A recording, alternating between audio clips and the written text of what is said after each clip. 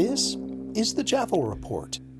As I was enjoying a locally roasted oat milk splash Canadiano yesterday, another member of Parliament decided to cross the floor, this time crossing from the NDP to join Prime Minister Mark Carney's governing Liberals.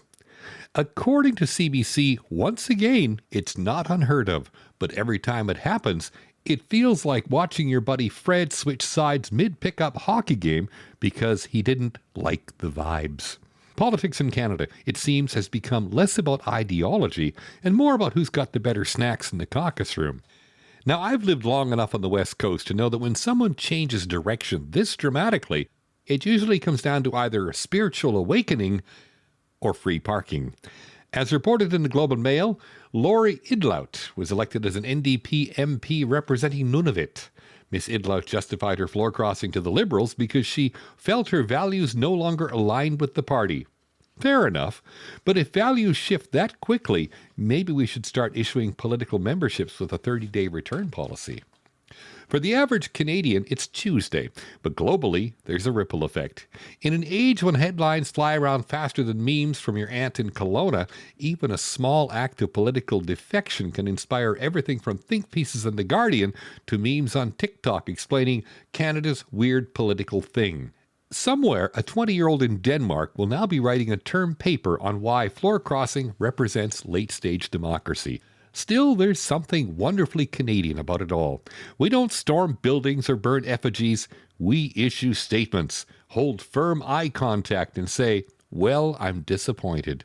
And yet, according to polling from Angus Reid, our trust in politicians is still higher than in most countries, which suggests two things. Either we're incredibly forgiving, or we've collectively accepted that politics is a national improv act. Yes, and is basically our governing philosophy. The optimist in me thinks floor crossings could be good, a sign that democracy is still flexible. The cynic in me wonders if it's just another symptom of political careerism, where staying relevant trumps staying principled. But as the old saying goes, or as I just keep saying at the coffee shop, adaptability is great, as long as we remember which way is up. So what does this mean for the world's population? Not much. Yet. Maybe someone in Brazil will feel validated switching parties next week. Maybe a voter in Germany will think, hey, Canadians do it, why can't we? Or maybe it'll just give some late-night hosts fresh material. Either way, I'm glad we're still making the news for diplomacy instead of disaster. I appreciate you taking 5 minutes with this boomer. If you enjoyed it, please like, subscribe, and check out my merch coming soon. Who am I, you ask? Just another friendly observer. Call me JAFO. The JAFO Report.ca. The JAFO Report is downloadable from wherever you get your podcasts from.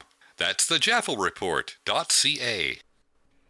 Life can be overwhelming, and sometimes we all need a moment to recharge. I initially discovered guided meditation back in my 40s, but neglected it until my heart attack in my 60s. Eventually, I started recording my own guided meditations, and now I'd like to share them with the public. Whether you prefer a simple, soothing voice or a rich experience by adding music with ambient sounds, I've got you covered. The meditation sessions start at $4.20 each. The first 3 are free. Visit 420guidedmeditation.ca. That's the number 420guidedmeditation.ca. And start your journey to inner calm. Your path to peace is just a click away.